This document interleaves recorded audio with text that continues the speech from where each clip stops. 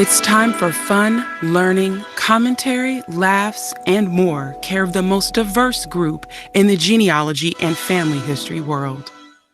Welcome to BlackProGen Live with your hosts, Nika and True, and the baddest panel in these pedigree streets, Angela, James, Linda, Alex, Ellen, Tony, Shelly, Teresa, Bernice, Felicia, Willie, Renata, and Tasia.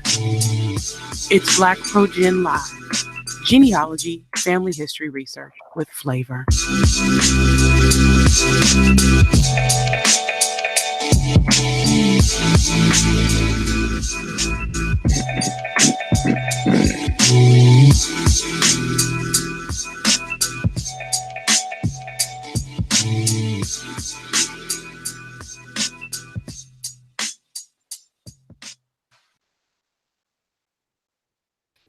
Hello and good evening. Welcome everyone to BlackProGen Live. It's Tuesday and it's our episode 77 and we're connecting with slaveholders' descendants and we are so glad to see you all out there. We got a great lineup and a great conversation for you all tonight. This is our second installment of our Black History Month. So now I'm going to turn it over to my girl and your host, Nika Smith. Good evening from wet Tennessee, everyone. Thanks so much for taking your time out this Tuesday evening, which we could officially probably call Genealogy Tuesday, since we've got plenty of episodes of Finding Your Roots to get your appetite wet. And then you just go right on into BlackProGen Live for all of your genealogy and family history needs. Tonight's subject: slavery is a complicated topic to research solo, but can provide new experiences, finds, and more when done in concert and shared with another researcher. In tonight's episode, we'll delve into the unique world of relations and connections being forged between the descendants of formerly enslaved and the descendants of a former slaveholding family. Thanks for joining us for Connecting with the Slaveholder's Descendant. If you have a question or comment, be sure to join the conversation now. There is a live chat taking place on YouTube at the top right-hand corner of the screen if you're watching on a computer, and at the bottom of the YouTube app on your mobile device. Also, if you're watching the recording, there is a live chat replay. So if there's something that we mentioned, a link or whatever, you can find all of those things right there. Also, feel free to weigh in on Twitter by tweeting us at BlackProGen or use the hashtag BlackProGen. And if you've missed a show, or perhaps you didn't quite understand how you did because you thought you set reminders, here is your reminder to set reminders. All you need to do is head to my YouTube channel and click set reminder under the episode you're interested in, or simply subscribe to the channel and make sure to click that little bell, because if you click the little bell, it will alert you every single time versus you just being subscribed. And you'll get a reminder each and every time we go live with the show. Also, here's another reminder for you. Here is the link to get your BPG merch. You'll see some of the panelists tonight sporting their t-shirts, sweatshirts, all kinds of stuff. I love my little pencil case. In fact, it's also great for makeup brushes if you like to use it for that as well. There's all kinds of stuff there: backpacks, sweatshirts, sublimated t-shirts, you name it, even dog t-shirts. As I don't know if that's the right term. Teresa will have to correct me because she's got her dog that she loves. But you can get all that and more at our merch site. And of course, tonight we would be remiss in acting like we didn't have home training if we didn't properly introduce our guests. Tonight, our guests are, starting off, Thomalind Polite. Thomalind Martin Polite was born in Charleston, South Carolina. She is the daughter of the late Thomas and Rosalind Martin. Thomalind graduated. Oh, I just realized her name is the both of those names together as I'm reading that. Danica. Tomlin graduated Cathedral Elementary School and Bishop England High School. She received a Bachelor of Arts and Master of Arts degrees in speech pathology and audiology from South Carolina State University. While pursuing her advanced degree, Tomlin began her career in Orangeburg County, moving 2 years later back to Charleston. Tomlin has provided speech therapy to adults and children in various settings. However, she prefers to work with the youth in the Charleston County school system. She enjoys reading in her spare time. Tomlin is married to her high school sweetheart, Antoine, and they are proud parents of one daughter and one son. The Polites reside in North Charleston, South Carolina. Please give a virtual round of applause to our Genia Bud and my new friend, Thomalind Polite. And of course, we've got to also have good home training and introduce our other special guest, Mr. Edward Ball. I'm so excited. He doesn't even understand this. I've kept that under wraps. I will not scream. I promise I won't scream tonight. Edward Ball is a writer of nonfiction with 5 books of history and biography, including Slaves in the Family, an account of his family's 170-year history as slaveholders in South Carolina, and The Inventor and the Tycoon, about the birth of moving pictures in California. Ball's current project is the story of a fighter in the Ku Klux Klan in Louisiana. Ooh, I need to hear more about this. A book that will examine the life of a single white supremacist. Edward Ball was born in Georgia, raised in Louisiana and South Carolina, and attended Brown University. Winner of the National Book Award for Slaves in the Family, Ball has taught at Yale University, received a Coleman Fellowship from the New York Public Library, and has been a fellow at the Radcliffe Institute for Advanced Study at Harvard. Welcome our other genius bud that we love, Mr. Hey. Edward Ball. All right, everyone, come off mute. Panelists, guests, say hello to our wonderful audience. We Hello, are everybody. so excited about tonight's conversation. We've got several panelists joining us. Willie is there in New Orleans. You know what? It's 8:07 at my house, and that means it's bedtime for 4-year-olds. Anywho, Willie, say hello there from New Orleans. Hello, everybody. Calling in from New Orleans. I think he's muted. We can't hear him. Shelly's checking in from Virginia. Hi, there. everyone. Family Tree Girl here. Teresa's checking in from New York. Uptown near the Boogie Down, where it's nice and icy tonight. Oh, yeah. My uncle was talking about the ice on the trees in Chicago. He was remarking about how beautiful it was when I talked to him earlier. True is checking in from Fort Knox. Yay. You know, Granddaddy Ike's granddaughter and his 23 kids. Which that just makes me just pray for the wombs of all of those women that had those 23 children. Every time I hear that, I just go, I have one. I could not have done 23. And I know it was separate women, but still, it just, my mind, I can't go. Yes, we love them. And Ed is there checking in from the Northeast. Thanks so much for joining us, and Thomalind. All right, you all, let's jump into the conversation. We have a lot to talk about tonight. This is a meaty subject, right? I actually published a blog post earlier where I talked about this type of work, connecting with the connection between former slaveholders and their formerly enslaved. And people, in some ways, I think, feel like this is rare. But in our world, we know it's not. And I would hope that after tonight's conversation, it would prompt more people to pursue this type of connection. And in some ways, that connection might have to happen inside of you. You could be like me, where you are a descendant of the slave and the slaveholder, or you could be one or the other. That's just the nature of how things work in the United States, or really just even with slavery in general. You can't even just relegate it to the United States. So the first question I have for everyone tonight, and we'll have our guests go first. What are the benefits of connecting across the aisle when we're talking about this type of thing? Tomalin, do you want to take that one on? Put me up first, huh? Or do you want me to join? Well, the benefit is now that I have another friend in Ed Ball here. I mean, it's connected us in so many ways, and I really can't say of any negative way, that's connected us. Yeah. Well, meeting Tomlin's family has been a joy for years and years now for me. Mm-hmm. There's also, taking it away from us for a moment, there is a kind of emotional medicine that is involved with this sort of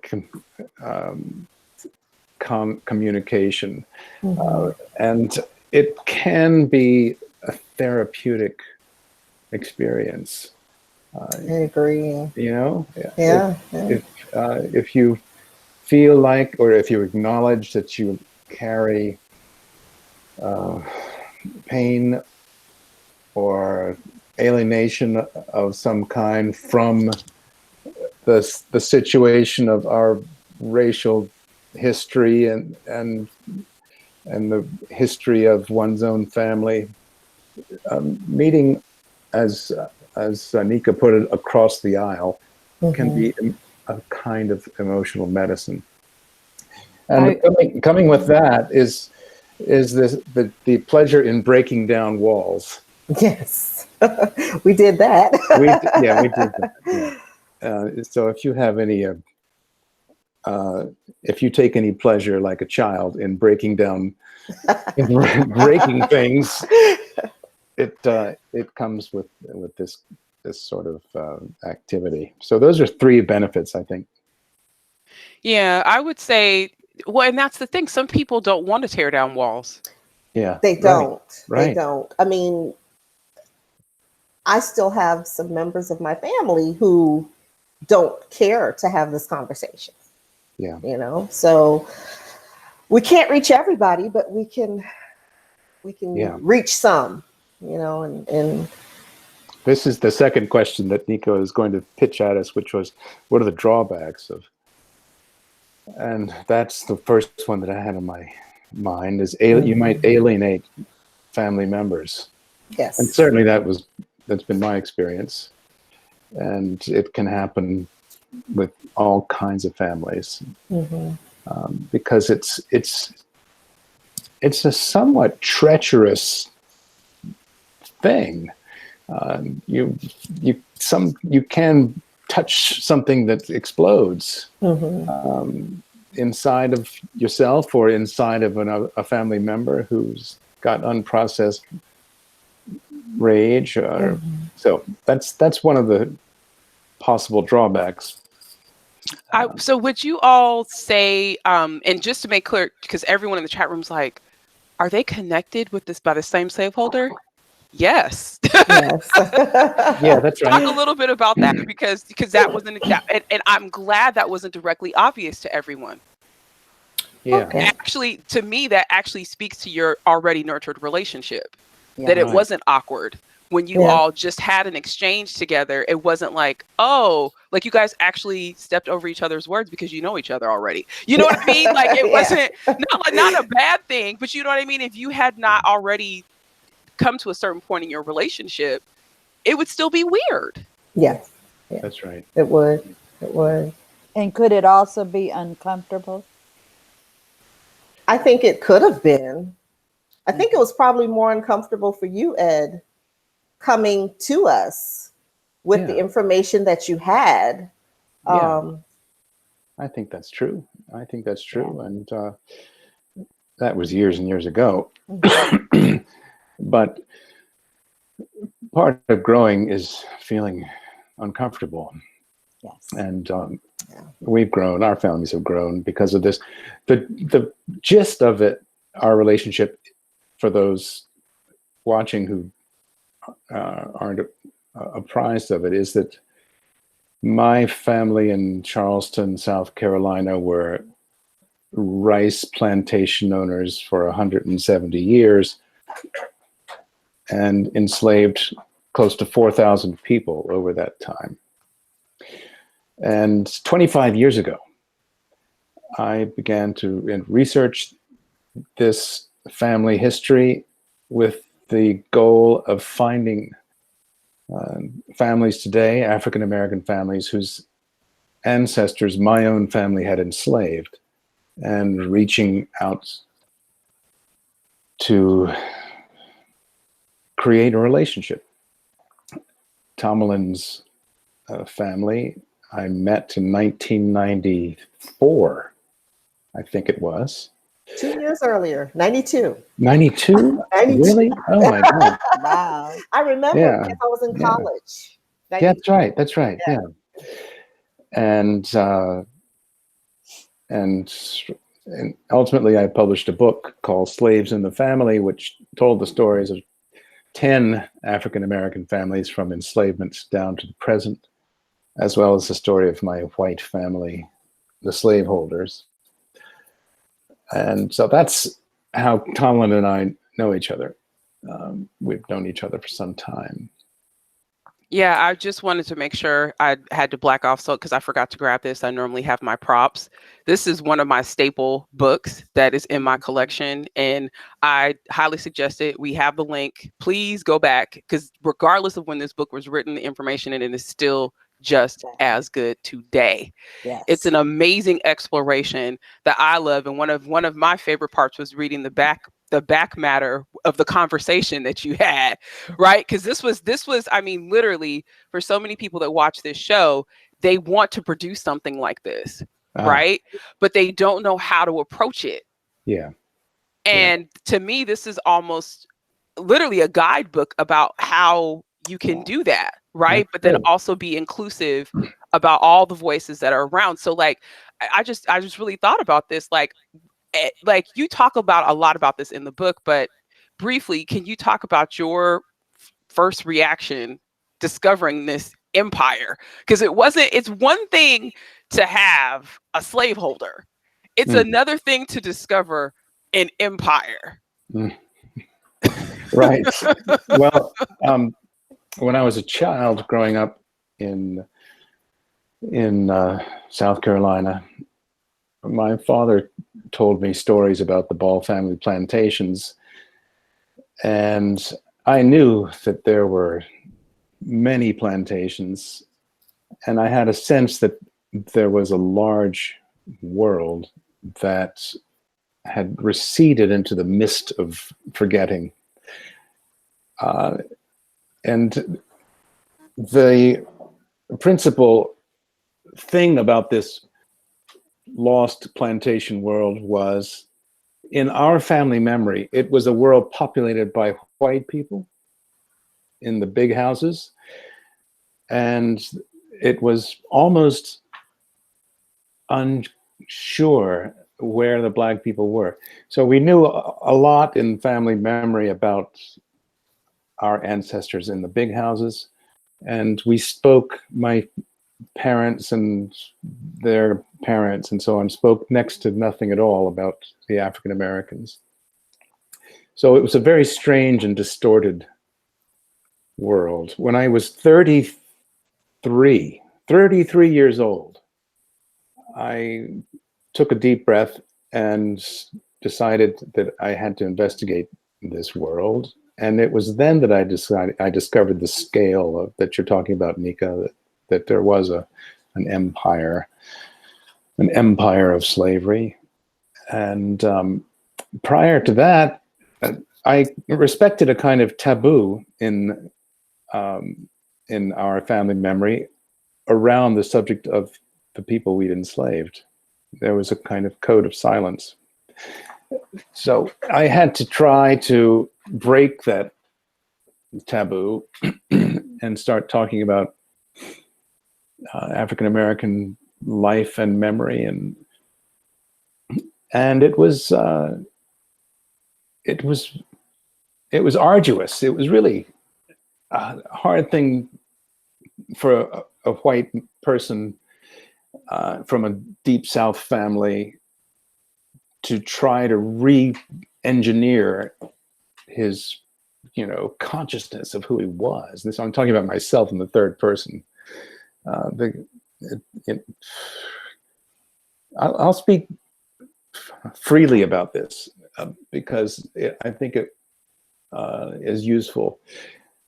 Part of white identity is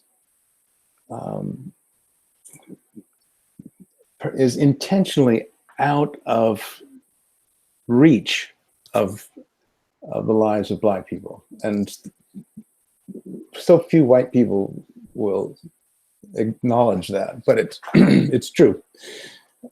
So I began researching, and I found a trove of records in 4 different archives in the South that connected to the Ball family plantations. And by studying these thousands and thousands of pages of records, I was able to piece together a big story and find the descendants of hundreds of African Americans whom we'd enslaved. Tomlin, what was your experience like on the other end of this? Like, you know what I mean? Like, because from what I know, it wasn't a secret, but it's Right. one thing to have this conversation at the family reunion or at Thanksgiving versus, oh, he's here right in front of us. Mm-hmm. As you heard me say when I met Ed, I was in college, so it was more my dad that was the forerunner in all of this, and was really the one who was interested in finding his roots, and I was just kind of happy-go-lucky. Okay, okay. So at first, I have to say, excuse me, that I didn't have the impact that I guess one would expect me to have. I didn't have the reaction. I really didn't have a reaction. That's just honest.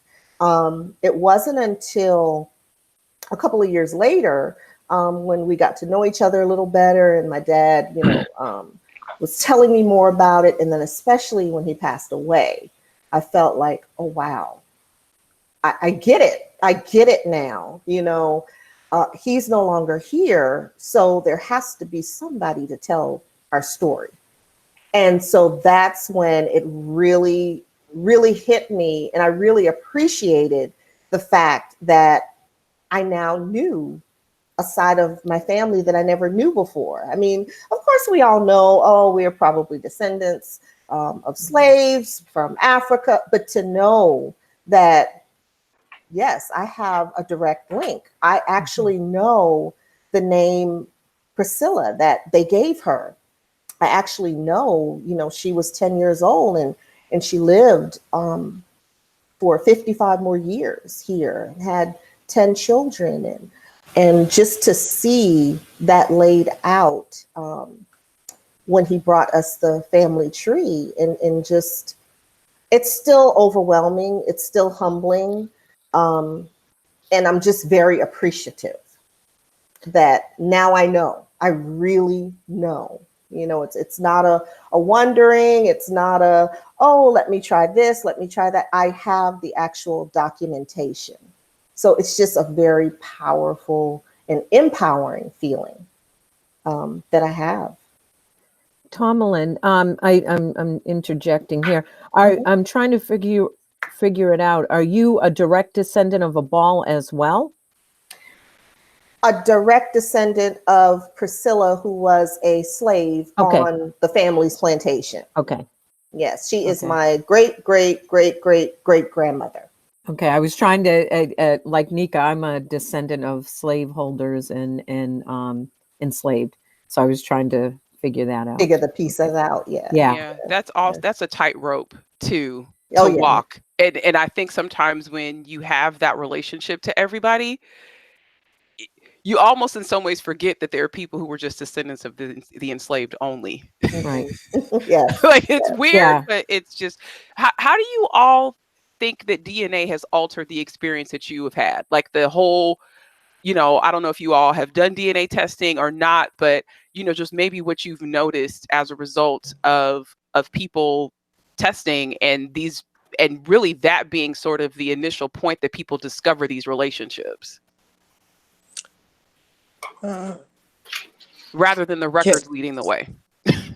Can you hear me? Yeah, I can hear you, Willie. Okay. I think it's made it more possible for a better connection, because I think after they see the DNA, in some cases, after they see the DNA results, they find it a little easier to communicate with you instead of you just coming to them trying to bring this information to them. I think it made it a lot easier, at least in my case, it did. I would say it's been a mixed bag for me. I'm thankful for the DNA cousins I have, and I for Tomlin and Ed. I actually found out not only a DNA connection, but also the fact that for over 100 years plus, probably going back hundreds of years, my ancestors lived right next door to their former slave owners, And, you know, I'm writing a book that talks about our abolitionist connections. But, you know, I'm, you know, for the people who've reached out to me and have accepted me, it's a blessing. I also have had same DNA cousin, same line, who I'm looked at as a toxic person. You know, I'm disturbing their Revolutionary War line, etc. I don't pay attention to them. I tend to concentrate on those DNA cousins who want to come together and discover our shared history. You know, and if more people would do that, you know, what kind of country? We'd live in a better country if we recognize that we come from a common place.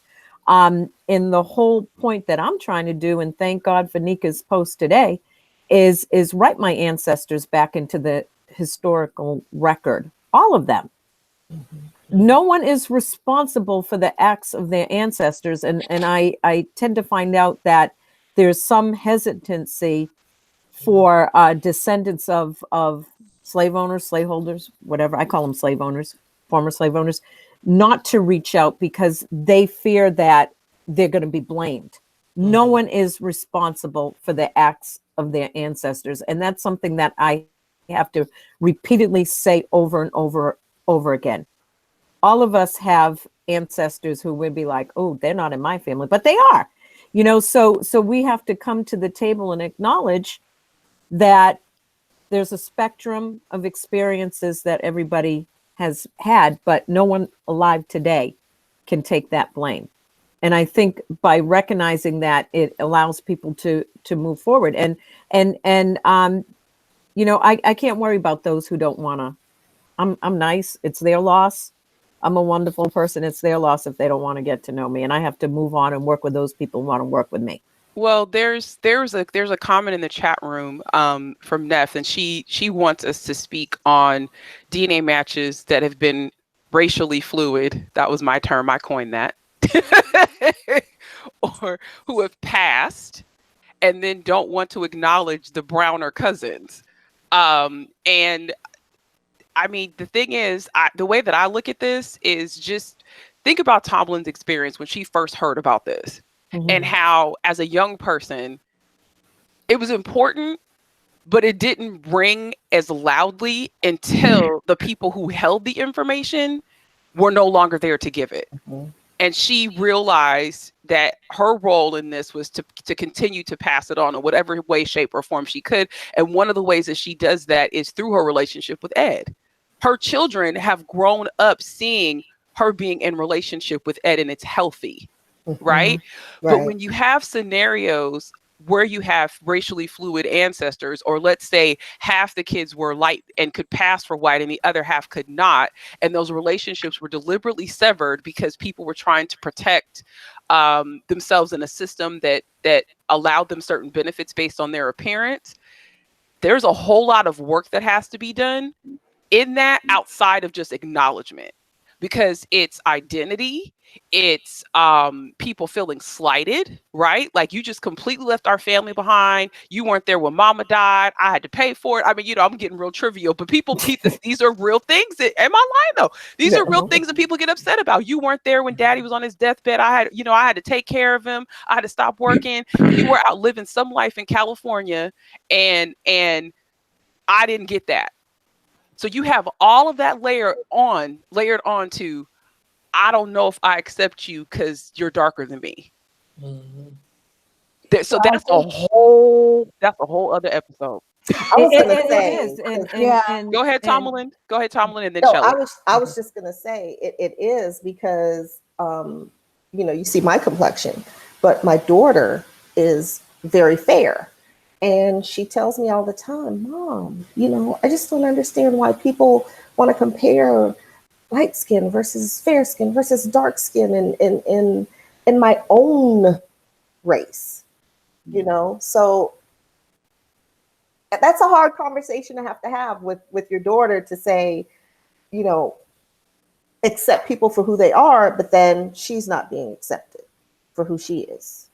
So not even with another race, like you said, those who were passing just within our own race together. It's just a hard topic to Well, try to explain to the to a young younger. person, Yes. because it literally in some ways is almost the plantation environment now. Well, she had somebody tell her that in Oh. school. She said, "You would be in the house. I would be in the field. You'd make a good house slave." Lord, God bless you, because I would be under the jail right now. It was another black. It was I another don't black care student what that kid it said is. that. I don't care what kid it is. My mouth just dropped, and to this day, that just bothers her, and rightly so. Yeah, But but you know, here's some of that is because she's been educated and the other children have not. And that's why it's tearing you up, you know, Yeah. that she's having to be exposed, but she probably knows more of who she is and her history. She does. So that will make a big difference in a conversation. and matter of fact, if I were her, I would take some of those documents to her and make it to whoever that person is and make it real. Because the whole process, I would say mean, coming seriously, to the table at slavery- that Yes. time. Yeah. slavery does not come alive for Right. people. Mhm. A lot of people Mhm. until they see those ledgers and those names and the dollar values and the photos where the people are Mhm. identified. Mhm. It is a foreign concept that is way off in Timbuktu, the way that people treat school shootings. Mhm. It That's doesn't black affect and me. white. That's black and white too. Yeah. That's Mhm. not just white. That's just not just, that's what I'm saying. This is just everybody. People Yeah. out of sight, out of mind. I don't have to deal with it. That hasn't hit my house yet. And then, then it's a whole other story when the things shift. But if I were her, that's what I would do. If she's in a history class with that child, oh Lord, she would not. Oh, she would hate me during U.S. History Month, and we got to Black History Month. I would just go on and on and on and on. And it's February. And that's what I'm saying. Yeah, I'd have the best presentation. So I want to comment Go ahead, on what go ahead. she was saying. We came across family that basically the grandfather, great grandfather, so on, they sort of, and I'm saying it this way because I wasn't there, but they passed, and I'm following up on the conversation. And when they found me, and they kept talking and referring to their line as being Native American. And I said, Native American? Wait, what? And so they're sharing the information from their grandfather and things like that. Well, they met Shelley, and Shelley had to pull those documents out and say, I'm sorry, they're not Native American. So-and-so married a Native American, but no, you have Black running through your blood DNA. But what struck me was the hardest was, one, that part of the history was taken away from them, hidden, in one sense, it could have been a protection. We were at the cemetery, and they basically crying and talking to the grandparents. Why all the lies? Why didn't you tell this? And my mother, we're taking them to the family cemetery. We took them to the land and the homestead land and stuff. And this is stuff they knew nothing about. And so my mother stepped up, turned around and said, wait a minute, because they're almost like damning, saying you're lying and saying we had Indian and we're white and we're not, da, da, da. Why lies? My mother said, you don't know what they had to do. And number one, they might have had to survive and had to pass in order to do this. So it's not about, shaming or being angry. Embrace who you are. But again, that was hard for them because this is all unknown. No telling what they had grown up with and this, that, and other, but to live in fear, passing all the time. Because if you're passing, it's not as easy as people think it is. That's like having a monster or a demon over your head the whole time and reading other folks' narratives about that. So that was one point. And then I mentioned the other about, her daughter and things. My daughter, and she's probably true skin color, came from Hawaii and comes to Tallahassee, Florida, out in the country, in the county, and had never experienced the whole black-white scenario because she grew up on military bases, and most of her time growing up was in Hawaii. So all of this with the kids, the black and the white, and not understanding that and never exposed, it was total shock for her. She learned real quickly, but it was total shock. And I missed the whole boat on trying. I didn't think I had to educate her on that back at that time. So anyway, however it comes across, it's a difficult task for the younger ones. And so I think it's our responsibility to make sure they're armed and ready, like Nika's saying, and come into class and say, look, So that was my point. Well, shifting gears, because we kind of derailed a little bit. It's been, more than 20 years since the book came out for you all's families. What has changed since that time for you? Ed, you can go first. Right. It was 20 years ago. In the course of writing that book, I've met probably 150 African Americans belonging to 20 different families whose ancestors our family had enslaved. In my own family, I should add that I was able to calculate the approximate number of descendants of people who had emerged from slavery in the ball plantations. And today there may be about 100,000 African Americans in the United States who trace their roots to the ball plantations in South Carolina. My own family numbers about, my own family of my father numbers about 150 people, most of them in Charleston. And when I published this book, it was frightening to a lot of people in my family. I alienated a number of people. I'd say I had 9 enemies for every friend in the family. And people were afraid that we would be sued for reparations. They were afraid that we would be vilified by the press. They were afraid for their own livelihoods. They thought that they would be socially ashamed by all of these irrational fears. And among African Americans, I think that there were a number of concerns also. Well, this was, as you say, 20 years ago. Since then, things have gotten considerably better in one way, and that is that I no longer have 9 enemies for every friend. I probably have 4 enemies out of 10 in my white family.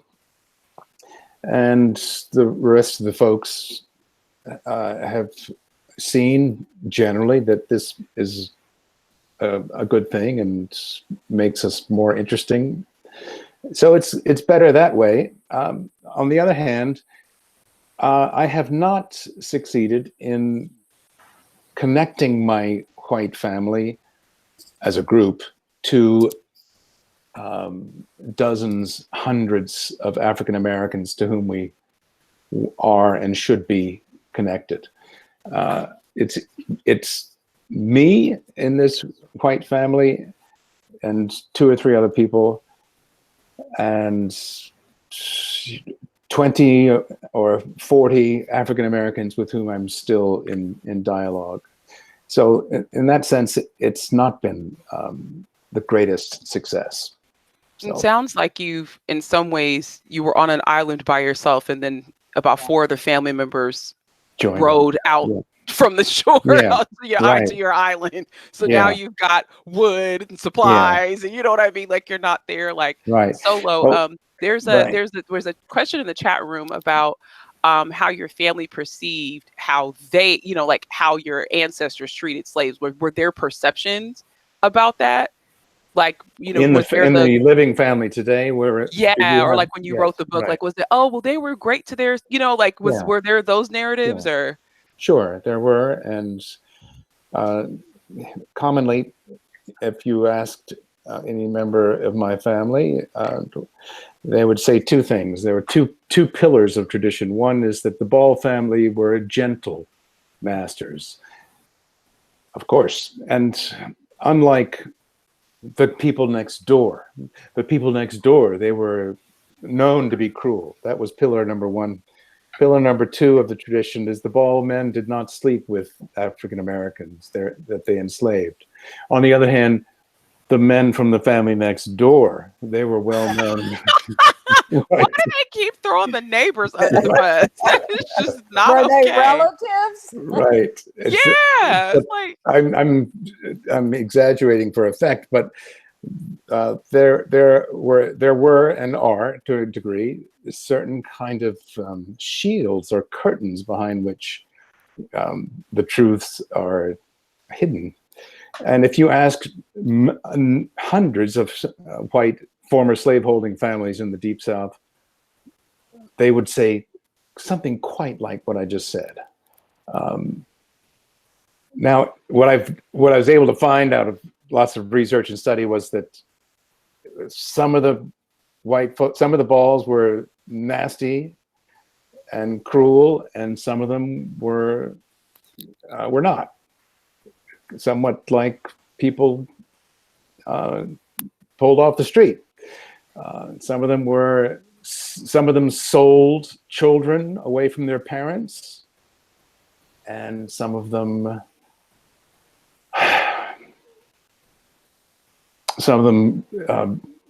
forbade their overseers from beating the workers in the fields, which doesn't qualify as gentleness, but there were different kinds of slaveholders, just as there are different kinds of boss men today. A follow-up question. This is Bernice, just being Bernice in the chat room. She said, what would you have done if the other side didn't reach back? Because I would imagine there was some of that, right? Even there was some of that, sure. Yeah, even with the documents, right? Because it's one thing Yeah. for me to say my ancestors own your ancestors, and I don't have the proof, right? That's one thing. But it's a different story when you actually come from a benevolent place of, look, I've done this research, I've traced it, here are the documents, I would like to give this to your family. It's the least that I could do, considering the circumstances that they endured, how like, what was, because I would imagine, like you said, stuff has changed, but it hasn't. Yeah.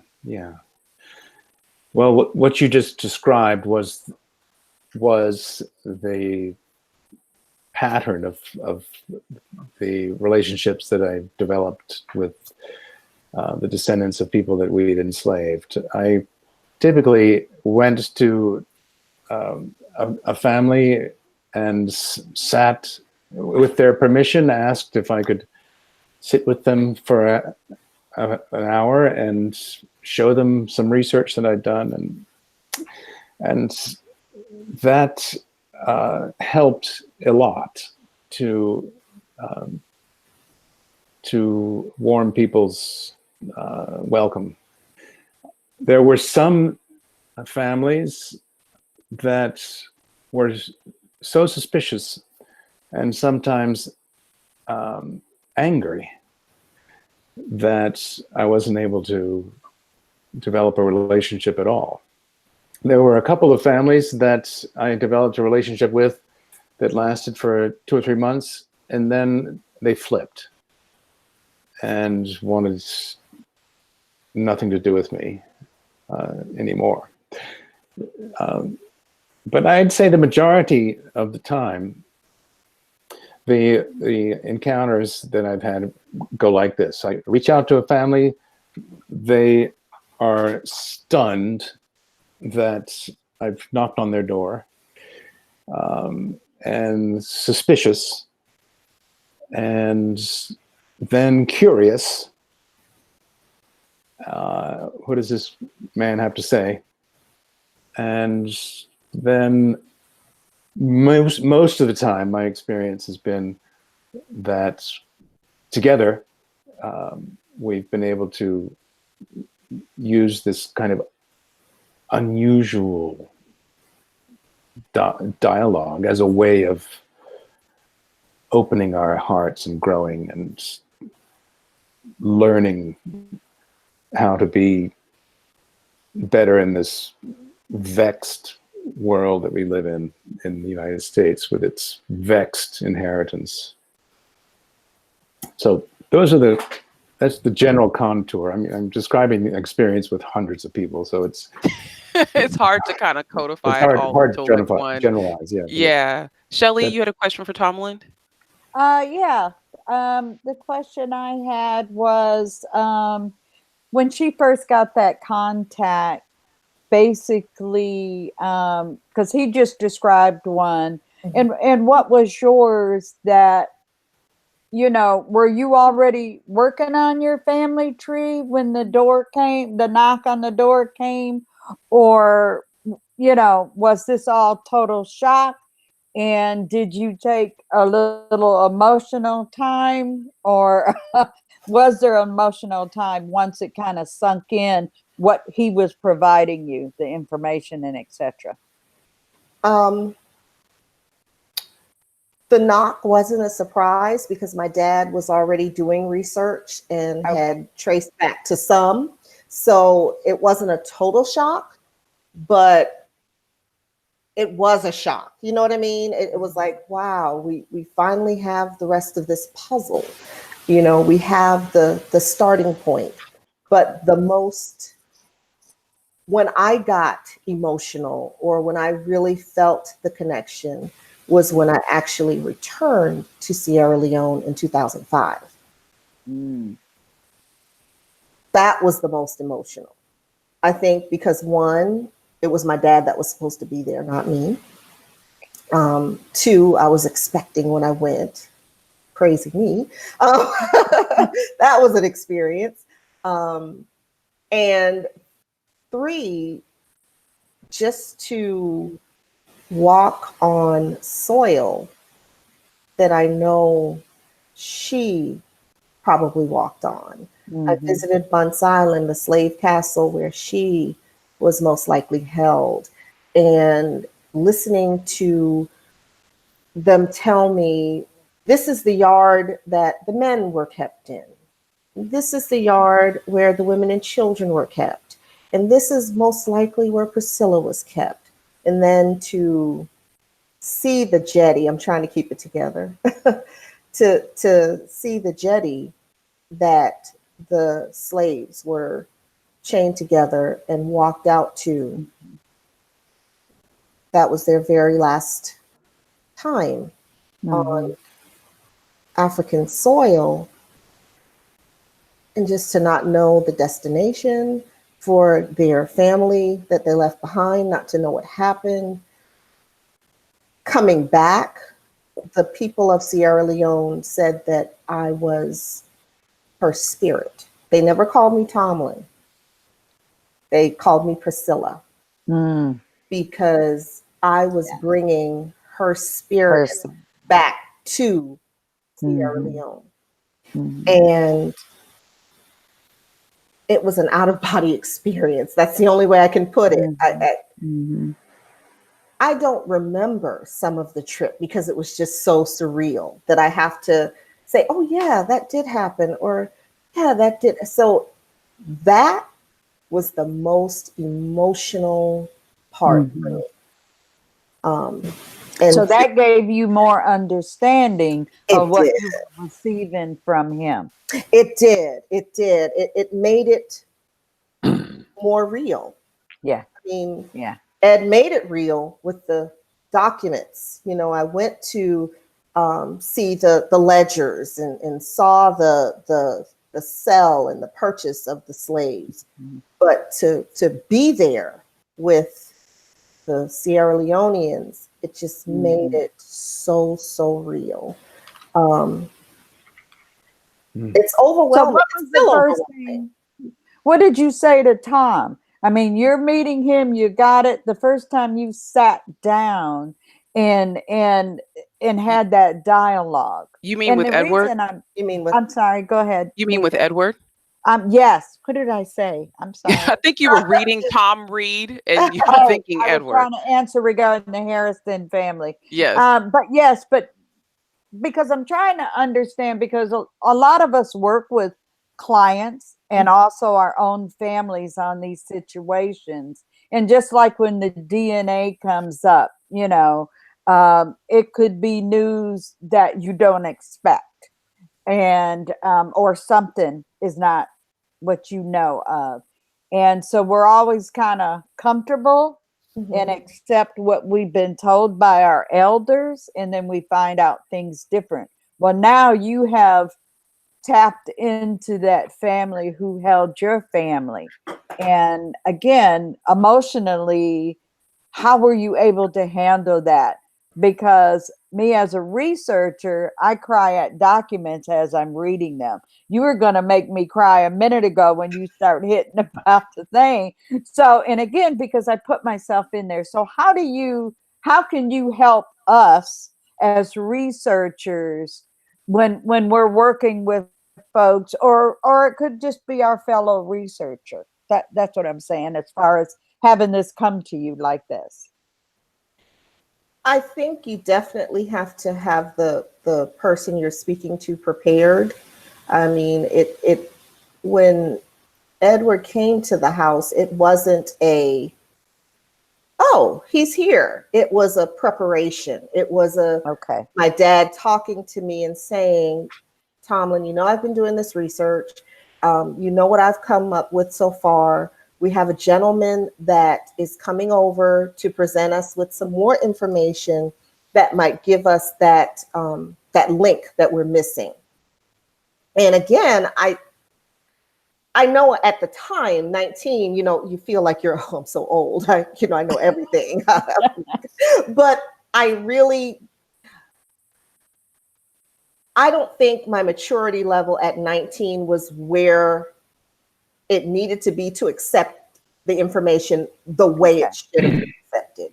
So I have to say, at that age, and, you know, I grew up with, you know, parents teaching me about my history and my heritage. So it wasn't like I didn't know and I didn't understand, but I just wasn't attached emotionally yet.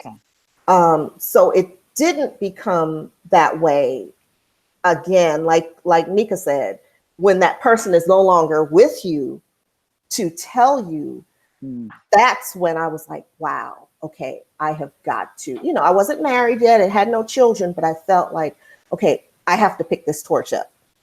Somebody else picked that torch up. For me, I have to pick that torch up for the next generation. So and I think that's a great, to me, that's a great segue, because, you know, we're building bridges that didn't exist. You know what I mean? You used to have to take a path to the big house, and only certain people were allowed to actually come in there, right? Now, when you're walking to these locations, you know, and I do photography, and I've done photography at weddings that are held at former plantations. And every time I go there, I almost like to stand in the front door for an extended period of time on purpose, because I knew there was a time where I could not walk through that front door. I would not have been greeted the same way. You know what I mean? So let's talk about passing the torch on, right? We talked about preparing people, making sure that when you pursue these relationships, whether you are the slave, you know, the formerly enslaved descendant, or you are the descendant of the former slaveholder, that you're transparent, but you don't, you know, it's like, you don't put all the frosting out of the can on the first swipe. You know, if you're making cupcakes, you don't put all of the frosting in that one can on one cupcake. You don't put it all out there like that. This is not, oh, I see where DNA matches. This is a very heavy subject matter. Ed alluded to this earlier, where he talked about how their perceptions were already drawn in his family. And no one had really gone to the depth that he did to find the documents to prove or disprove those theories or those perceptions. And so when his work came out, he was not only taking a risk of being disowned, right? But he was bold enough to challenge the narrative in his own family. And that narrative doesn't just exist for the slaveholding family, it also exists for the formerly enslaved family. Because naturally we think that potentially we may be thinking that Ed is living with in the Gone with the Wind house right now, or that that his family maintained the wealth that they had. They may or may not. I mean, there are perceptions on either side. So let's have some conversations about what best practices are. We sort of started talking about that, but we talked about making sure, don't put all the icing on the cake initially. Be sure to prime people, especially if we're talking about the potential of an actual genetic or by blood connection happening as well. Some people are very put off by this completely. Like they just cannot handle, they cannot process. Some people are very bold. So from everyone on the panel, True, Willie, what do you all suggest? Teresa, what do you all suggest are best practices with this particular type of work? Well, I wrote my blog post, The Denial of the Pepper and Salted Histories, and I ended with 10 points that the descendants of slave owners should be aware of. And I think Ed hit it on the head that there's a perceptions that we want something, I'm not looking for 40 acres and a mule. I'd be happy if someone would just share names, documents, information that's key so that I can find my ancestors. I wish people would understand that in my family, I'm related to Europeans in a variety of different ways, both as my second great grandmother was a first generation Irish American. So I wish people would understand there are a lot of ways that we can be related. Some include directly descendant from a European. Others might have been, from folks who came over here, had nothing to do with slavery.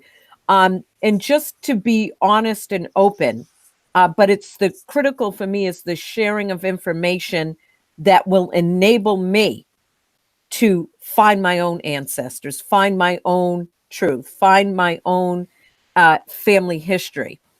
And I'll say it a zillion times, I work with people who work with me, and that's across the color line. It's just that I'm looking to write my ancestors' history, the good, the bad, the ugly, the utterly ugly, whatever it is, into the historical record. I've been blessed because I have one line out of Greenwich that now looks like it's expanded to the tri-state area, where both sides of the color line, I'm not following my direct lion link because they were the slave holders. If I found out the person who emancipated my fourth great grandmother was an abolitionist, I'd gladly do that. I'm actually following a collateral line within the Lion family that who were abolitionists. So my journey has taken a turn, and we're coming to the table to find out information. But we have to approach it that no one is responsible for the acts of what their ancestors. That has to be clearly stated, because people bring so much shame, so much stuff that they had nothing to do with into the present.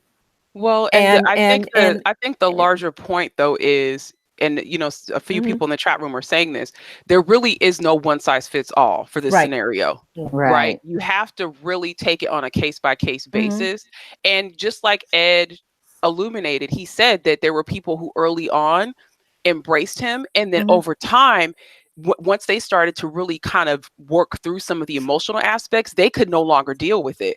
And that is hard, especially for, let's be real, especially for somebody who is in his scenario, you all, where It's he's reject, already yeah. being vulnerable before you, right? This is not a scenario where the slaveholding descendant came and presented him with this information and he's like, this is not true. This is, I mean, literally, I wrote about this earlier today, you all. I think that, and I'll just say this, people forget there's trauma on both sides of this. Yes. And Yes. some of the trauma has been able to be pressed down for centuries, whereas some of the trauma is not. And people actualize it in different ways. It could have potentially been everything from, you know what, I'm upset. I've known this. I've grown up around it. I'm in the area. I have to walk past this every day. You know, I mean, there's so many layers to it, but we just can't walk in assuming anything and making excuses. And I think Teresa's point about being benevolent in this scenario, that makes a huge difference versus, you know, yes, I've got all the research, but you're going to have to pay me for it. Excuse me? You know what I mean? If you're a slave, if you're the slaveholder's, descendant, right? How does that appear? So you made money off me for one time, and then now you're going to make money off me. You know what I mean? Yeah. Think about that. Ed could have totally not gone to Tomlin's parents' house and said, you got to wait for my book. Yeah. That sounds real horrible, but thank God Ed he's a decent person. And thought that through, right? So I'm sharing all of these things so that, because there are folks in the chat room who are on both sides of this issue, and there really is no way we can give all the suggestions in the world, but you have to allow people the time to process and have emotions about this for themselves. And just as that DNA match may never reach out to you ever again, the same thing may happen with this, but that's the risk you take. And I can't speak on your behalf, but this obviously has to have enriched your life in some way. Oh yeah, yes. It's changed my life for the better, and I would recommend. You know, tens of millions of white folks have a kind of neurosis that is left over from slavery and Jim Crow. And you speak about trauma on both sides. I call it neurosis, a kind of inability to feel, to empathize, to see the other person. And I've grown, and my life has been enlarged, and it's been wonderful. And there's also I have to confess that to do an act of this kind in public has a cathartic effect that helps those who witness it. So many people became aware of this story when I published this book, and I think that I've been glad to see the growth of relationships between formerly enslaved and former slaveholding families in the past 20 years. I think that it's, as you said, Nika, it's no longer so uncommon. And I think that's a good thing.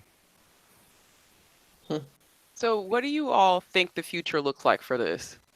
Right? Because today I literally just searched Google and I came up with at least, I think, about 15 news articles over the last 10 years that were documenting, these two ends of the spectrum that people like to say are unconnected, but they are. They are connected. Anyone who does this research, you cannot get back further without the two. Like it just doesn't exist. You can't research a slaveholder. Yes, you can operate in obscurity and I just won't pay attention to those names, but you still have to make a judgment call and you still have to make a conscious decision to ignore them. That's still an action, right? Same thing. I mean, it's true, right? You're still making a conscious choice. Yeah. And And then, those who are researching the formerly enslaved know you can't research them without researching the slaveholding family. We've always been together. We just have, Exactly. in our minds, have made it seem like we're not. No, we are still there. Priscilla is still there. Her spirit is still there. Just as it's sitting in this computer, you're in this, this little box with Tomlin and her red sweater, right? The bald descendants are there with Ed and his blazer. And their souls and their spirits are still in those locations. They're still there. That's why when we walk that land, we get that tingling and that feeling, and we experience those things. If it was so out of reach and no, the neurosis and the trauma is still there. We just act like it's not. And so, what does the future look like? I would answer, in December, I gave a talk in 1855. Frederick Douglass said genealogical trees do not flourish among slaves. So my talk was, if Fred could see us now, DNA has changed the game because DNA doesn't lie. So, in doing my own research, I have plenty of cousins who I just found 2 recent cousins who are 4th cousins to me. And when you looked at let's say their admixture and also their family trees, we find out we're connected on my 4th great grandmother's Dutch side. However, 2 of them are connected through an ancestor that was both African and native and had Malagasy roots. And so when they hear this, they're like, wow, we never knew that. And we've been able to come together and with the understanding that history has to be told from all sides. It is not, you can't go and say the dominant history is all the history. No, history was experienced differently by a number of different people. So I'm hoping that the future of genealogy research coupled with DNA makes us understand that race is a social construct, and people have to wrap their heads around that there are historical periods that defined what we say is race. But when it comes down to it, we're all Homo sapiens sapiens, and we're all human.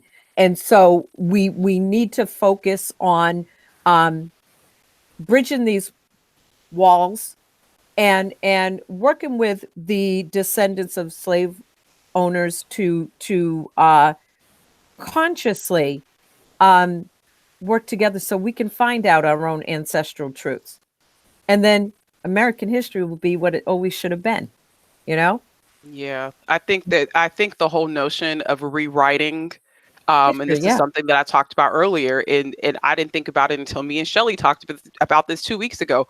This work that we're talking about is restorative justice, because it's changing the narrative. It's correcting the thought process behind this.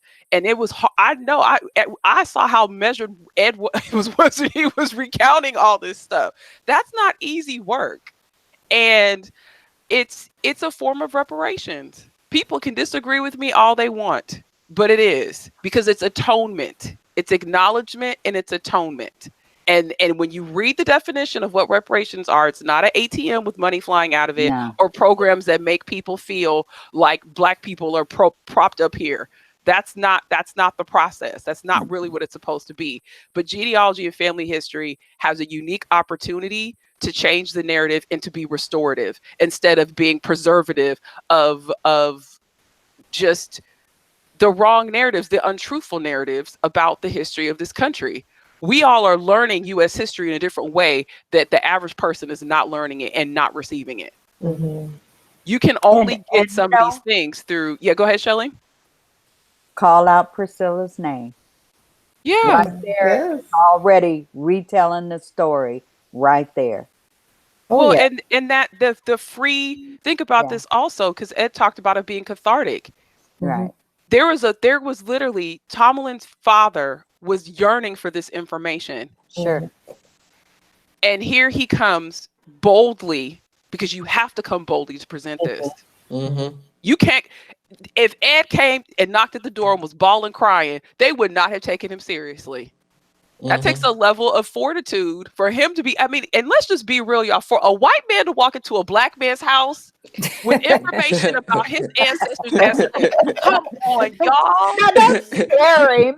He's our guest. But I'm just saying. He's still got family that's not liking this, remember? I know, but in the 90s, though, Yeah. But you Daddy know, would have been like, what you want? that's what I'm This is saying, deep, you though. guys. You're correct. It's deep. It's very very, deep. it's super deep. This is, Yeah. and here's the thing. It's like he left the big house and walked out to the field with, Yeah. with the gift. Yeah. Yeah, it wasn't no Call my game. name. It wasn't no game. It wasn't No. okay. Yeah. Yeah. So I just want to acknowledge, I just want to admonish everyone to look at this. And even if you don't have slaveholders in your family, think about how genealogy and family history can atone in ways that the Right. general population cannot. We have the skills, we have the records. All it takes is the boldness to be able to do it. You know, I talked about this in my blog post. I get contacted, True gets contacted. We get contacted by people Yeah. all the time that are discovering that their ancestors owned people, that they enslaved folks. And they want to know what to do. And we give them suggestions. But it's not just for those people. It's for us as a community. You know, one small thing. When you have a county history, write the people of color into it. Exactly. You know, it's little things like that. It's just take for a second. If you can empathize with those children who are being held by ICE, if you can empathize with that, you can empathize with this. If you can visualize being held captive at the border, and it just makes you upset how people are talking about and referring to it, just imagine what it's been like for us to live here and to have the true history of what's going on, just completely. I hate saying whitewashed, but that's the only way that's the only adjective I can think of. Yeah. So take the time to correct the narrative, volunteer to transcribe records. Matter of fact, Tom Reed, you were in the chat room. I would love for Family Search to start an indexing project where we are going through inventories in different states and indexing those names. Because as I always say, there are millions of enslaved people hiding on Family Search for free right now. And Well, people don't forget know how to those get these records. libraries. That's And what I'm saying. Right. The And libraries are records, already, a million the different bigger things. libraries are already doing it.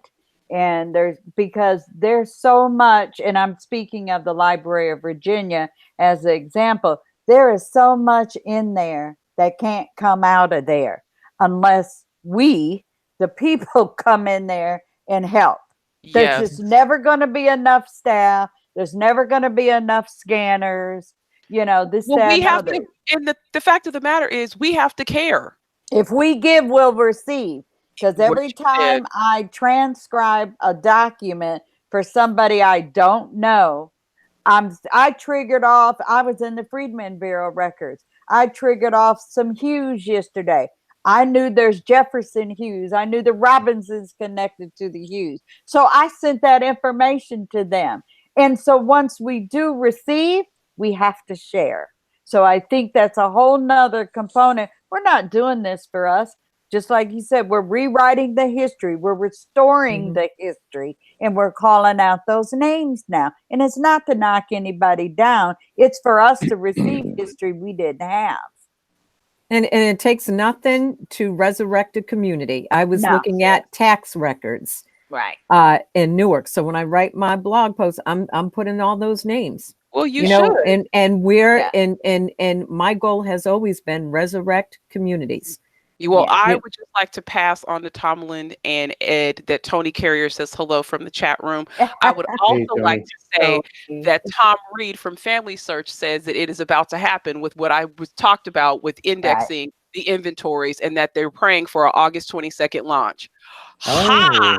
Did anybody know that? So clearly my blog post was prophetic today. I will just take all the credit in the world for that. But that's amazing, you all. I don't think people, as I always say, I don't think people realize the power and what is there on that site. So before we get to viewer comments and Ask Mariah, Ed and Tomlin, don't feel like you have to stay for Ask Mariah. You guys can leave. We thank you so much for joining us. Thank you so much for taking your time and sharing your story. And hopefully BlackProGen Alive is still around another 10 years so we can reflect on 30 years of slaves in the family. Yes.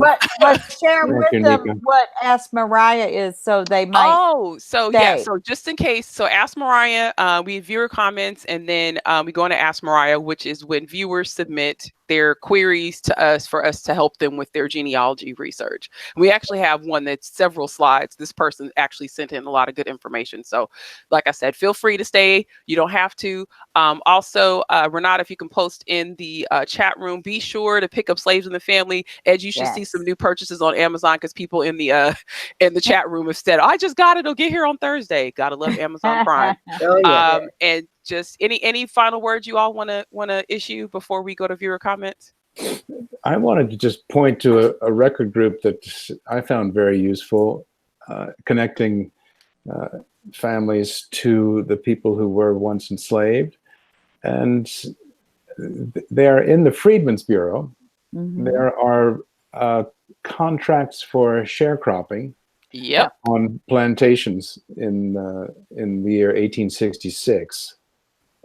There are thousands of these contracts from 10 different states, and they contain the first use of a surname by most African Americans after the period of enslavement.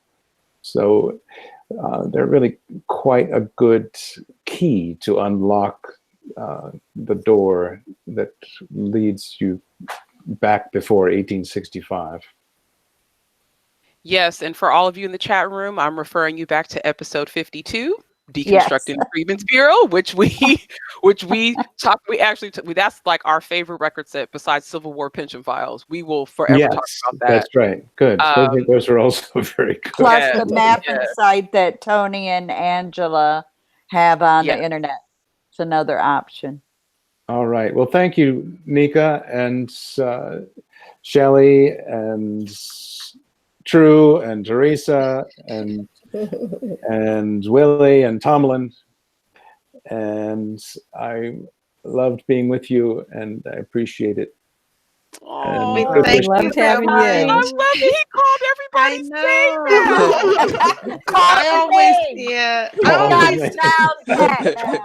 Appreciate that. And I always felt that when he was on the show, that when he said I'm sorry, I just felt like he was speaking to me too on behalf of my family. So I just want to thank you and let you know that we appreciated you coming on, you and Tomlin. This was beautiful. Lovely. Awesome. Yeah. Lovely to be with you. Feel free. Anytime you guys want to come back, feel free. Just look at any of the subject matter and just feel free to join us. You guys are more than welcome. The red carpet has been rolled out. Yes. Thank you. Right. Thank you. It's been a pleasure. Thank you. Awesome. All right. Well, we're going to move to viewer comments because the chat room has been flying. The aunties have been commenting. They want everybody to hear from them. Linda Sims says, I've had conversations with one descendant of a slaveholder on my paternal line. She welcomed the connection. I'm working with another fourth cousin on my maternal line to determine the connection. Anasa Biala says some slaveholders had plantations in the Caribbean when laws started to change, and they were of the larger plantations. And actually, Anasa is going to be our guest during our episode on people of color in the Caribbean, which is airing on May 14th. And she also asked Ed, she's like, did the Balls have any plantations in the Caribbean? That's one thing that she wondered. No, they did not. They did not. Only in South Carolina. Okay, so there's the answer to your question. Dante Eubanks says, it begins with actually knowing history and understanding how history relates to us as a people, us as unique individuals, and us as a family as a whole. We have to embrace all of it, good or bad. 110%. We agree with you, Dante. All right. Right. It's time. Oh, go ahead. Go ahead, Ed. Night. I want to say night. Okay. Night. Well. Good night. Bye. See you soon. Bye. Bye, Tomlin. Thank you, everyone. All right. So now it's time for your favorite part of the show, Ask Mariah. This is when you, the viewers, submit your questions, queries, conundrums, and more to the panel, and we weigh in live with research help specifically geared towards you. Panelists never see the queries beforehand, so you get a chance to see us work together live to help our Genia buds out. And FYI, everyone is saying they love Willie's edges. They said your edge up is tight tonight. I just wanted you to know that. I thought Oh, it was thank great. you. Thank I you. wanted to comment. It is cute, but I still miss all that hair. know, You really need to stop cutting y'all's hair. Oh my gosh. Whatever. All right. So we've got a lot of slides. So there's a few of us left.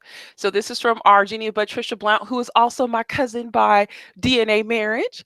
She's submitting a query tonight on behalf of looking for Spias Blount and the Blount family prior to 1872 or the 1870 census. What happened to them between 1861 and 1872? She says Spias was born about 1849 to 1852. So clearly, Trisha is wanting to know about the slavery, the post pretty much Civil War time period, Reconstruction time period. That's what she wants to know, which is a great question. A lot of people don't ask that question enough. She says that Frances or Fanny Blount was born between 1848 and 1850. And was born in Greene County, North Carolina. Henry Blount was also born in Greene County around 1847 and died prior to 1880. So we've got Spias born between 1849 and 1850, Fanny born between 1848 and 1850, Henry born actually around 1847 and died prior to 1880. There's a lot of slides here, so just FYI, panelists and viewers. What she knows, she's got a 1919 death certificate. The headstone that she has indicates that he may be a Mason. His son, Joseph Blount, was a Mason. So that typically will indicate that maybe it's Prince Hall associated. So that's already a point of information that I can offer at this point, is to see if you can find proceedings for their chapter of Prince Hall affiliated Masons. We have an episode on that called Rights of Life, Religious and Fraternal Organizations. Be sure to check that out. Our expert, James Morgan III, provides a lot of information on that. She's also got a 1880 and 1910 census. His son, Joseph Blount, had a funeral business and tract death certificate that shows him as the undertaker for Spias. So that's another set of connections. She's got some good documents here, you all. What do you think? Mm-hmm. Yes, I think she's running a track here. Hope it's in a timeline, though. Yeah, that's what I'm hoping. Okay. She is in the chat room. Oh, hey, Trisha. Hey, girl. Thanks for being in the chat room. And so what she knows, she's got witness to marriages: Lily Bethel, possible niece from Greensboro; Fanny Blount Bethel, possible sister. Not sure how they got to Guilford County; Martha Bass, Minerva Best, Minnie Adams, Addie Moy. Statement given in a Civil War pension file: Lewis Swinson. See, she mentioned a pension. Who's the pension for? Yes. Okay. And she said, yes, she has a timeline, Shelley. She's got one. Then that's great, because clearly she wouldn't have been able to lay all this information out if she did not have one. And so, okay. Additionally, we've got a statement. We've got a statement in a Civil War pension file: Lewis Swinson, Betty Blount, wife, and then Danica Darden, mother-in-law. She also has a Freedmen's Bank reference or record, reference to Betty's husband, marriage 1874, Betty West, and statement in Civil War pension file, certificate burned in courthouse. Ooh, okay, so we're dealing with the burned courthouse. A couple more slides. DNA plus records link me to my cousin, who is a direct lineage from Frances Blount Bethel, possible sibling to Spias. She too is missing from 1873 and back. Records first show her in Warnerville, a black town created by a Quaker. Last slide. Another DNA link goes back to Harry and Mary Blount. Death records of the kids mostly have Blount as a surname, but one death certificate said Smith. Mary Smith was found in 1880 with kid as a widow. 1900, kid was found with the name Blount. This family too is missing from 1870. DNA matches show surnames of Edwards, Shepherds, Best, and Beeman. In this scenario, I feel like, first of all, let's give Trisha her kudos for doing a thorough search. Girl, yes. That's awesome. Awesome. Yes. And I'm so happy to hear that she has that, because one of the first things I would think about is making sure I'm getting this in order, because I hear different names, I hear different locations. And one good way of doing that is because of the timeline.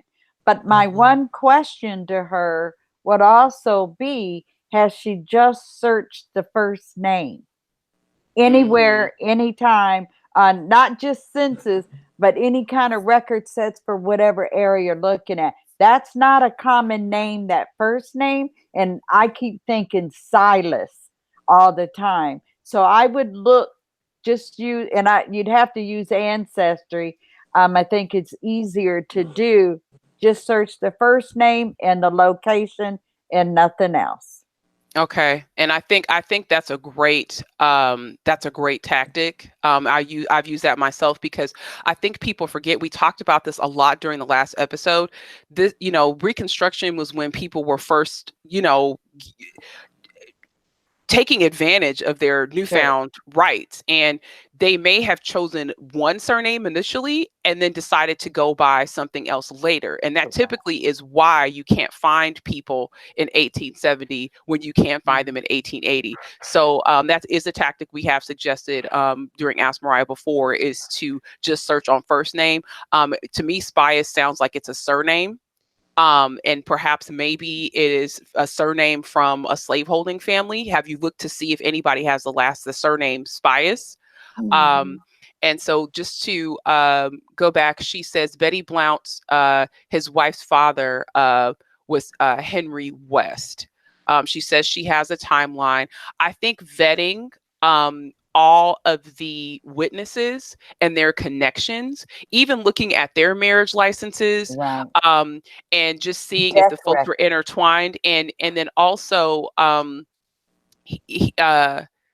let's see, she's Renata says he is Spies. Tons of links on Google search. Trisha, do you already have the burial information from US Gen Web for him and for Betty? I think also another route you could take with this is this is that pivotal time period, especially because you have the DNA connections.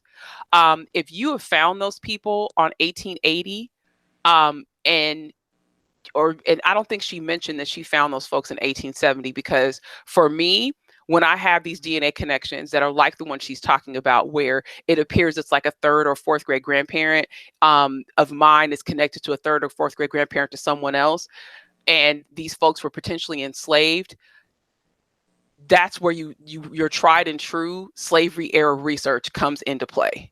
Yeah. Like, you can't, DNA is, yes, it's going to connect you all back, but you still have to do the nuts and bolts slavery era research, which, you can't circumvent it. It's the same process that we all have.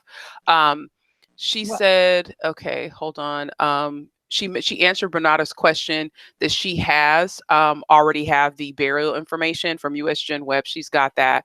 I would, has she gone to do on-site research? Because that's something that I haven't heard. I've heard of a lot of online research. I haven't heard her actually going to the locations to go and do research. And I think that's an excellent point, going local again. And one of the big things is for her and these different names, Spias and whatever, and she said often, but my one question is, she's going to go after the neighborhood, not just her family. Search everybody that is around them. And just like you said, looking at the witnesses on documents, and she's going to have to search a little bit, because you never know where you will be able to pick up another connection. So I would look at where you found them, say in the 1880 census, find out if they're in a different location or in the same location, see if they got the same neighbors, see if that same community is stocked, and also make that phone call. You might go local, make sure you go to that little library in that community and talk to the librarian, not just the clerk. Go to the librarian and ask them, hey, my family was here X amount of time. Do you have any information or historical references or places I can go check for some more information. And wherever they at, even if they're in a different location in 1880, you have to see in 1880 if any of those 1870 people or lines are in there. The crew, find her crew or their crew, their tribe, whichever way you want to call it. Yeah, I think that's a good suggestion. That's a tactic that I often use, Mhm. where, look for folks who were living around them in 1880 and see if you can find those people in the previous census, and then browse the whole district, Whole community. the Yes. whole community, to see if you can find them. And then Anesa is in chat room. She definitely gave a good suggestion. Also do a 10 to 15 year time span on ages, because Absolutely. people jump all over the place. That's a great suggestion. Military. Yeah. I think Angela posted earlier that she found a Civil War person with a Silas Blunt. Blunt's a common name in Virginia around where I'm at. And I forgot where she said her location was, North Carolina. That might be something to consider and find out if somebody came here or we were here and they went to North Carolina. But I think Angela Walton Raji said she found there's a Civil War record for a Silas Blunt. I don't know if that person was from North Carolina or not. Okay. I think looking at the regiment, because she did mention one Civil War pension file, I would take a look at that entire regiment. Go through the service cards or the service records for that entire regiment to see if you can find any Blounts or people with similar names to your suspected folks. Because if someone who was in your family served as a witness for that person, there's a possibility that that person was also a soldier. And you just may not know it because they may be going by the name that they were going by in 1870, not the one that you know. Neff said something too. Do you see Neff's comment? Look at the boundaries of the towns in Greene County. They lived in Snow Hill in 1910 census. So of course, yes, we want to pay attention to boundaries. Okay. It's funny. He was founded serving witness. I'm not quite sure what that means. I'll have to see what she says. Any suggestions? What she typed said, funny, he was founded serving witness. Yeah. I don't know what that means. She'll have to clarify. Willie, True, any other suggestions before we move into quickly current events?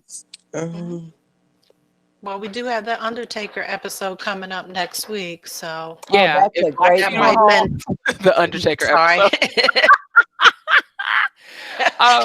She said yes, he was a witness in the file. Okay, because he was, I would look at that regiment for whoever that person is, go through all the cards. And yes, Simran, he was a witness to someone else's pension. Take a look at that entire regiment, where it was organized, who were the people who were in it. And what I would do is a fold 3. I would open up the service records in one window or tab. The second one, I would open up the pension cards. And I would look at those regiments and see who filed a pension versus who mustered into that particular regiment, and just learn that regiment. Another thing that I did recently was I printed out all the USCT regiments and highlighted the ones that were near where my ancestors were. So if I ever came up against or, across a pension record or a service, anything, I could say, oh, that was close. Okay, so this may be somebody who is connected to me. That's something else you may want to try. Anything else, you all? One last thing, talking about the service records. People don't always muster in where they live. And so I would just be conscious that when she does look at that, were there other people also from the same area?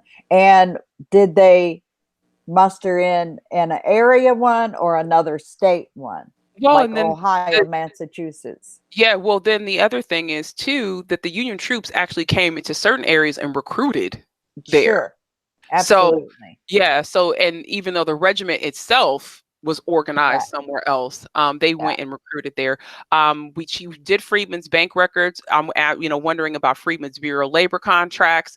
And here's the other thing: Carmen had a big find today that she told me about on the Freedmen's Bureau records. A lot of the stuff is not indexed. Have you fine-tooth combed the local field office for your Freedmen's Bureau or the statewide level records? not letters. putting a name in and searching, but getting that guide and, having that in the window, understanding what you're looking at on a particular roll of microfilm, and then just going through and searching for records. She said, okay. Any other things? Trying to wrap us up here. No, that was it. I think you're good to go. All right. All right, everybody, we have the DNA version of Ask Mariah, a full episode of your Ask Mariah questions specifically geared towards DNA, which is going to be taking place in episode 79. And it's your chance to get assistance with any of your DNA conundrums. So get your questions in today by using the Ask Mariah form in the description of every recording of BlackProGen Live. And then join us on Tuesday, March 5th, 6 p.m. Pacific, 8 p.m. Central, 9 p.m. Eastern for Ask Mariah, the DNA edition. All right. Reparations is the idea that white Americans should pay a moral debt to Black Americans to compensate for slavery, Jim Crow, and institutionalized racism. Reparations has been a concept debated as far back as emancipation, but for some Denver women, it's not a debate, it's an obligation. In late 2018, the Denver-based nonprofit Soul to Sisters received a whopping $200,000 anonymous donation. Founders Reverend Don Riley Duval and Reverend Tawana Davis were stunned and tried to learn more. The mystery benefactor ended up being a graduate student. The donor asked Colorado Public Radio News not to use their name or identifying information in order to keep the focus on Soul to Soul and their racial injustice workshops for people of faith. She had delved deep into her family tree for a class assignment. What she found was new information that caused her deep sadness. She had grown up believing that her family, which settled in Mississippi in the late 18th century, had never owned slaves.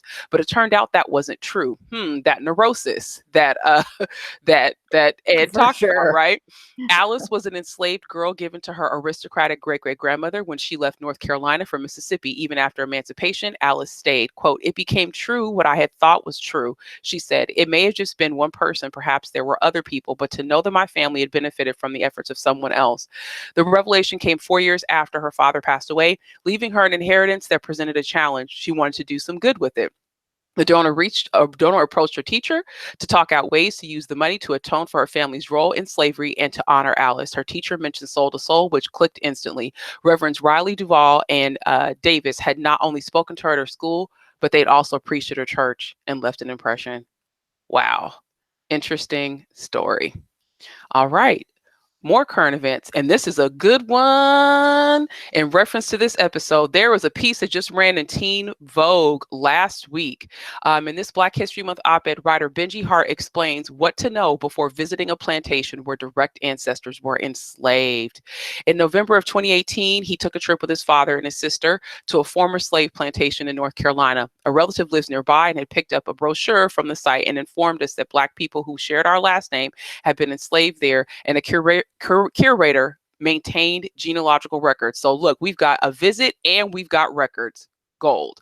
Given that their great-grandfather had lived in that part of the state before migrating to Western Massachusetts, it seemed worth the trip to investigate potential connections to some of our people. Before the journey, we imagined ourselves ready for the experience, but the reality of standing on the soil where our direct ancestors were enslaved was much heavier than we were prepared for. It wasn't merely contemplating our connection to the site, but also witnessing other visitors' vastly different relationships to it that made the experience so intense, and at times painful. After our trip, my father stayed in contact with the site's genealogist. Through their shared records, he was able to trace our family line back to a woman named Martha Hart. She was their third great-grandmother and part of the last generations of enslaved people held on the plantation. Be sure to check out this piece in Teen Vogue. Also, another piece from America, the Jesuit Review. A few years ago, Cheryl Benedict, an education administrator and historian from Virginia, and this writer's first cousin discovered on Ancestry that their great-great-great-grandfather, a Texas farmer named Augustus Foscue, had owned 41 slaves. They were saddened, not surprised, although they grew up in Brussels, the child of American musicians who did not inherit great wealth. The family is white and middle class and branches rooted among the pre-revolutionary English immigrants who accepted slaveholding as a way of life. Their first thought was that they should research their family history more and then write about it. Their ancestors had done something wrong and had not been known. Now it was. Shining a light on the truth followed by some sort of atonement seemed the right thing to do, especially at a time of rising re-legitimized white supremacy in the United States. The truth-telling as atonement. Their mistake, typical of white Americans, was treating slavery as if it were a mystery buried in the past. They had not known about their ancestor. My family had not talked about slavery. Now we did. But confession is not atonement. As one African-American historian or economist after another pointed out to me, slavery is not a mystery, and it is not past. What white Americans treat as historical curiosity, something to investigate if we choose to, is to Black Americans a cruel, unavoidable ghost that haunts this nation's cities, schools, hospitals, and prisons. Woo-hoo! Read that one, please. All right. Have you checked out all the subject we'll be talking about during season 5? Be sure to head to whoisDecaSmith.com for downloadable schedules, and you don't forget to set your reminders. Also, tune in to the long-running Research of the National Archives and Beyond, hosted by BlackProGen Life panelist Bernice Bennett. This Thursday, February 13th, the topic is, it should be the 14th. The topic, or maybe it is the 13th, I can't remember. The topic is Falling Through the Ceiling, Our ADHD Family Memoir, poignant book about the challenges encountered by both parents and children as they cope with attention deficit hyperactivity disorder. The authors, Audrey and Larry Jones, provide a sensitive, knowledgeable, and often humorous account of the obstacles inherent in raising children with ADHD. Also, check out the African Roots podcast hosted by BlackProGen Life panelist Angela Walton Raji. The latest episode, Projects, Events, and Goals, was uploaded on January 29th. Visit AfricanRootsPodcast.com for more. Whew, next week, I cannot wait. I hope all the panelists have their funeral hats, and I want everybody dressed up. We need to dress up like we going to a funeral next week. I gotta find a veil. Yeah, I gotta make myself a bird cage hat. I need it's a going fan. down. Yes, we need the fans. We need all the accoutrements. I got you covered. All the accoutrements. Me and Mama be there. Yes, we need all the accoutrements. So who's got charge of the body is a time-honored and loaded question uttered upon the death of a relative in the African-American community. Episode 78. I can't even tell you. That's the reason why it's so funny. Is because it's a true question. We really do ask who got charge of the body. Episode 78 will discuss the history and legacy of African-American cemeteries and funerals, along with how to utilize their records as crucial genealogical resources. Join us on Tuesday, February 19th at 6 p.m. Pacific, 8 p.m. Central, 9 p.m. Eastern for Tales from the Undertaker. African American cemeteries and funeral homes. All right, True, gonna pass it over to you for you to close us out. I appreciate it, Nika. Thanks so much for everything. And we want to thank you all out there in the chat room. You've all just been faithful coming, and we just appreciate all the comments and the enthusiasm you all give us to keep going. And thanks to Shelly and to Teresa for all her input, and Willie and Tasia and all you all out there. And of course, we want to thank our special guest, Tomalin, Miss Polite, and Mr. Edward Ball. We had a wonderful time with them, and I hope you took something away from that in the Ask MARIAH episode. So come on back, because we'll be here next week again for our 3rd installment for our Black History Month. And we just want to say thank you and good night. Good night, everyone. Yay. Thank you, Nika. BlackProGen Live. BlackProGen Live. BlackProGen. Hello, everybody out there. BlackProGen Live. BlackProGen Live. The unapologetic Black and people of color viewpoint. It's a place where evidence tells the stories.